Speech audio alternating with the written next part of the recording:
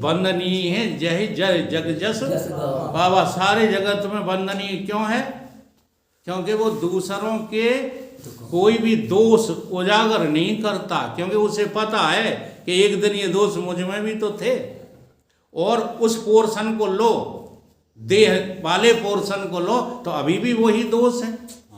हाँ, अगर हम अपने सपने आपको सुनाए दें तो आप हमारी कथा नहीं सुनोगे। वे दोष है कि नहीं है? तो ज्ञानी को क्या स्वप्न आना बंद हो जाते हैं? ज्ञानी को नींद, और ये तो हमारे घर पे ही जाके तुम पूछ लियो, ये तो कभी 4 बजे जगते ही नहीं। हाँ, काय जगे? हमने देखा है वहाँ पुरानी गढ़ी आश्रम पर 3 बजे जग जाते हैं, खोर ओढ़ ली और ओढ़ के वहाँ में कर रहे।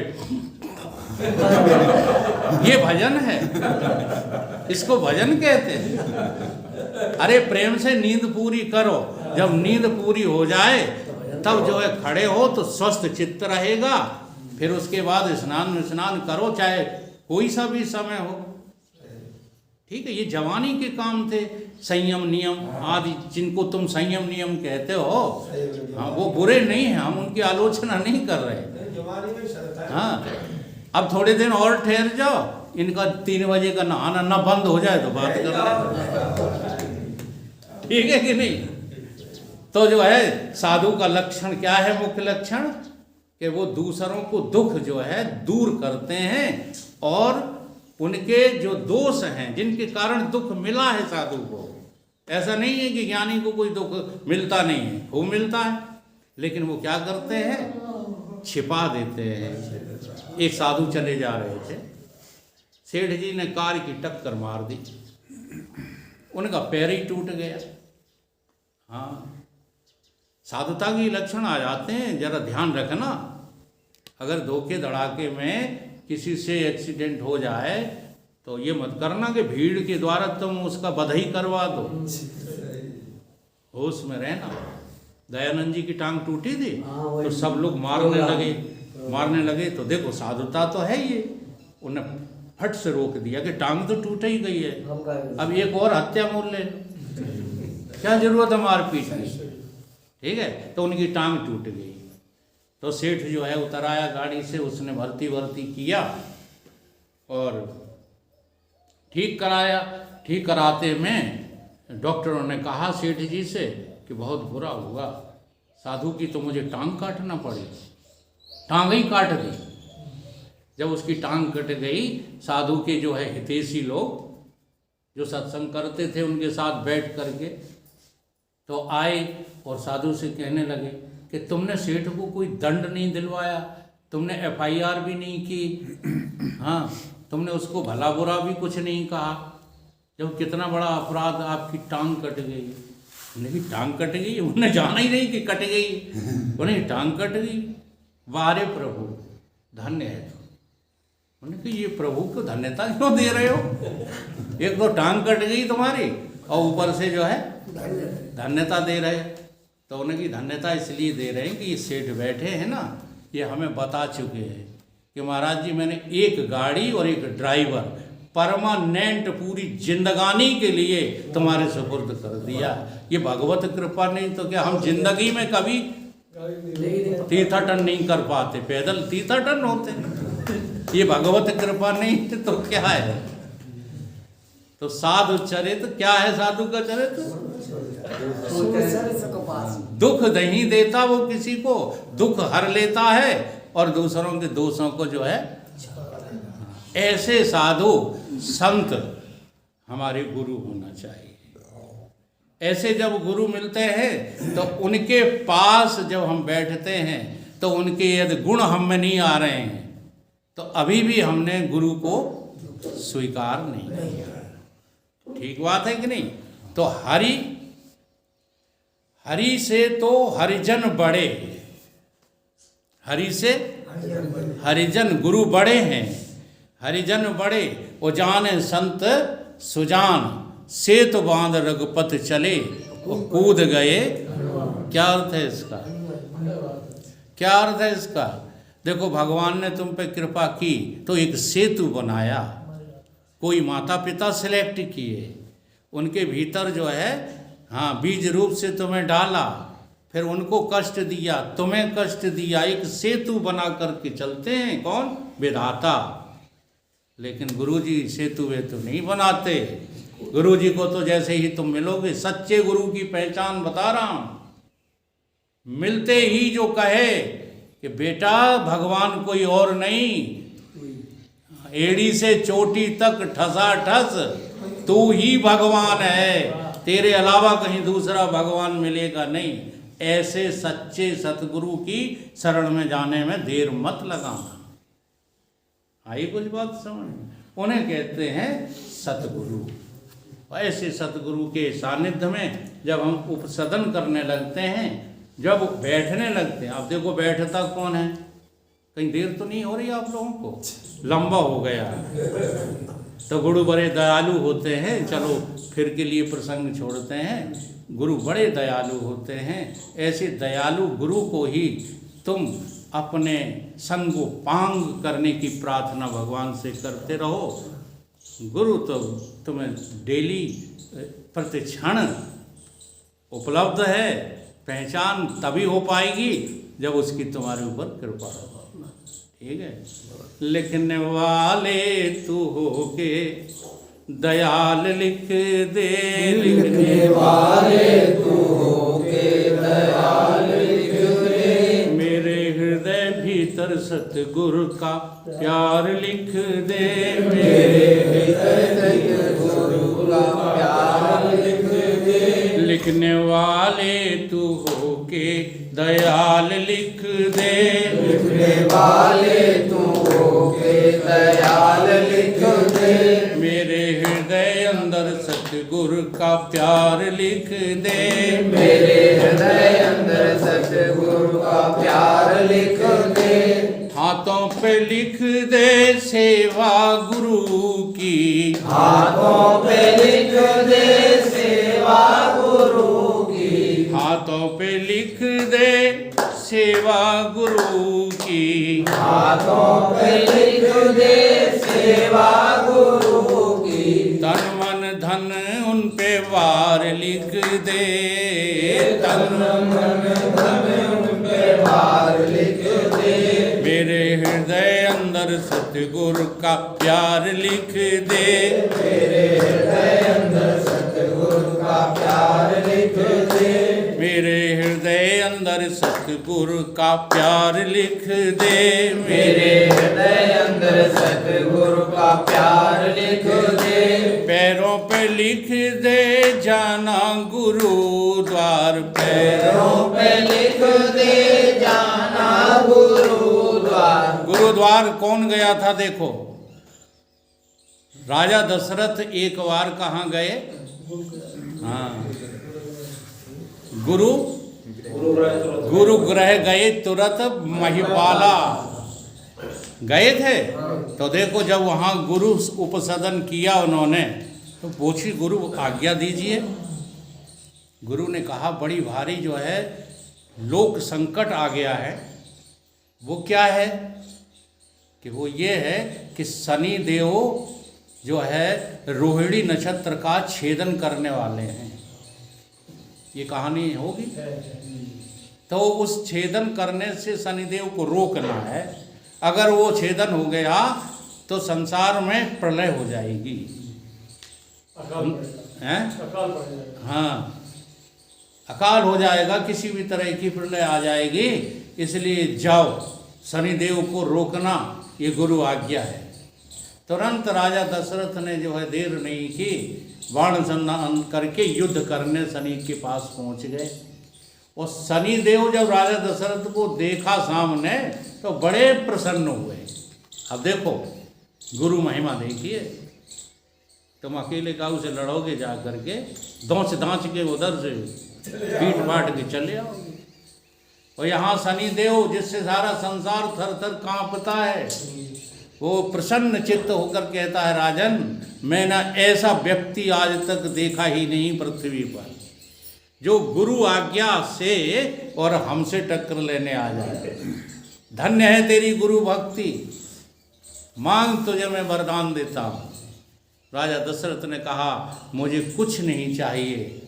राजा दशरथ भी महान धर्मात्मा पुरुष थे, जो धर्म से युक्त होते हैं। हाँ, वे संसार में बिजनेस नहीं करते, बुरा खूब लगे आप लोगों को। वे संसार के जो है आपाधापी में नहीं लगे रहते, धर्म की स्थापना के हेतु प्रयत्न करते हैं। उन्होंने कहा कुछ नहीं चाहिए, आप जो छेदन करने वाले हैं ना उस पर विराम लगा दीजिए। शनिदेव ने कहा एवमस्तु, मैं तुमको ये वरदान देता हूँ। तो गुरु के दरवाजे पर जाने का फल देखा। हाँ, और आप लोगों को मैं भी सिखाता हूँ, कोई पंडित, कोई ज्योतिषाचार साढ़े साथी बताए चाहे ढैया बताए, ठीक है, तुम सत्संग में चले आना, गुरु शरण में चले जाना। कोई ढैया और शनिचरा तुम्हें कुछ नहीं कर पाएगा, क्योंकि शनिदेव तो प्रसन्न रहते हैं ऐसे लोगों से।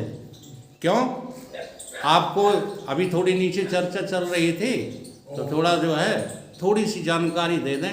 राहु, केतु, शनि और जाने कौन कौन से ग्रह खराब बताते हो? मंगल नहीं, जो खराब है, हाँ, जो तुम्हें जो है सताते हैं, जानते हो वो खराब नहीं है, वो अच्छे हैं। वो अच्छे क्यों हैं? वो तब प्रसन्न होते हैं जिनके ऊपर वो सवार होते हैं ना, वो दुखी होकर के संसार छोड़ देते हैं और परमात्मा में लग जाते हैं, तो तुम्हारे साथ साथ उनका भी कल्याण हो जाता है। ये रहस्य किसी को पता ही नहीं। हाँ, हमने अपने गुरुदेव से कहा एक बार, 7.5 लग गया, तभी तो नौकरी नहीं लगी। जज बनने जा रहे थे तो वहाँ से ही हटा दिए गए, हटा, वकालत चली नहीं। तो हमने गुरुदेव से कहा कि 7.5 लग गया महाराज, हमें हमारे पंडित जी ने बताया बंद कर। तो गुरु जी क्या बोले, सबसे अच्छा काम हुआ जो तुझे 7.5 लग गया। अब तू मेरे पास चलाया है कर, तेरा 7.5 ढका नहीं करेगा। तब तो मेरी समझ में नहीं आया, मैं समझूं कि गुरुदेव अपनी शान बघार रहे, लेकिन आज उसकी असलियत समझ में आई। हाँ, जब दुनिया की परेशानी चारों तरफ से तुम्हें घेर लें तो कहीं मत जाना, भला ही चाहते हो। कहाँ जाना? सत्संग में। कहाँ जाना? किसी जो है साधु की शरण में जाना, ठीक है। तो फिर राजा दशरथ को गुरु दरवाजे पे क्या फिर बोल रहे थे, पैरों पे लिखना जाना गुरु द्वार, पैरों पे लिखना जाना गुरु द्वार, पैरों पे लिखना जाना गुरु द्वार, पैरों पे लिखना जाना गुरु द्वार, सारा ही साथ गुरु के साथ लिखना, सारा ही साथ गुरु के साथ लिखना, हाँ, सारा ही जीवन गुरु के साथ लिखना, सारा ही जीवन गुरु के साथ लिखना, मेरे हृदय अंदर सतगुरु का प्यार लिख दे, मेरे हृदय अंदर सतगुरु का प्यार लिख दे, लिखने वाले तू हो के दयाल लिख दे, लिखने वाले तू हो के दयाल लिख दे, मेरे हृदय अंदर सतगुरु का प्यार लिख दे, मेरे हृदय अंदर सतगुरु का प्यार लिख दे, माथे पे लिख दे ज्योति गुरु की, माथे पे लिख दे ज्योति गुरु की, माथे पे लिख दे ज्योति गुरु की, माथे पे लिख दे ज्योति गुरु की, मेरे नैनों में उनका दीदार लिख दे, मेरे नैनों में उनका दिलदार लिख दे, मेरे नैनों में उनका दीदार लिख दे, मेरे नैनों में उनका दीदार लिख दे। ईमानदारी से बताना चाहे जितना सत्संग कर चुके हो, ईमानदारी से यहाँ बेईमानी की नहीं, हमें बताना भी नहीं, अपने दिल में ही सोचना। सवेरे जगते ही कौन की याद आती है? अब तुम खुलासा इसलिए बोल रहे हो कि तुमने कभी गुरु स्वीकार ही नहीं करे। हाँ, जो बात है, नंगा खुदा से बड़ा होता है। वो लोग स्पष्ट नहीं कह पाएंगे जो अभी हाँ गुरु से लगाव तो रखते हैं लेकिन याद गुरु की नहीं रखते। ठीक है, तो क्या करना? मेरे नैनों में गुरु का दीदार लिख दे, मेरे नैनों में गुरु का दीदार लिख दे, मेरे हृदय अंदर सतगुरु का प्यार लिख दे, मेरे हृदय अंदर सतगुरु का प्यार लिख दे। लिखने वाले तू हो के दयाल लिख दे, लिखने वाले तू हो के दयाल लिख दे, जिब्या पे लिख दे नाम गुरु का, जिब्या पे लिख दे नाम गुरु का। एक जो है हमारे गुरु भाई हैं, वो जब भी फोन पर कहते हैं ना हेलो कहें, हाँ ना जय सिया राम कहें, जय गुरुदेव। जिब्या पे लिख दे, ये कोई बुरी बात नहीं है, ये बहुत गहरी बात है। गुरु की उपसदनता जब हमारे हृदय में बैठ जाती है तो क्या वाणी, क्या आँखें, क्या कान गुरु के अलावा और किसी को देखते नहीं है। जिब्या पे लिख दे नाम गुरु का, जिब्या पे लिख दे नाम गुरु का। मेरे कानों में शब्द झंकार लिख दे, मेरे कानों में शब्द झंकार लिख दे, मेरे कानों में शब्द झंकार लिख दे, मेरे कानों में शब्द झंकार लिख दे। लिखने वाले तू हो के दयाल लिख दे, लिखने वाले तू हो के दयाल लिख दे, मेरे हृदय अंदर सतगुरु का प्यार लिख दे, मेरे हृदय अंदर सतगुरु का प्यार लिख दे, मेरे हृदय अंदर सतगुरु का प्यार लिख दे, मेरे हृदय अंदर सतगुरु का प्यार लिख दे। एक मत लिखना गुरु से बिछुड़ना, एक मत लिखना गुरु से बिछुड़ना, एक मत लिखना गुरु से बिछुड़ना, एक मत लिखना गुरु से बिछड़ना।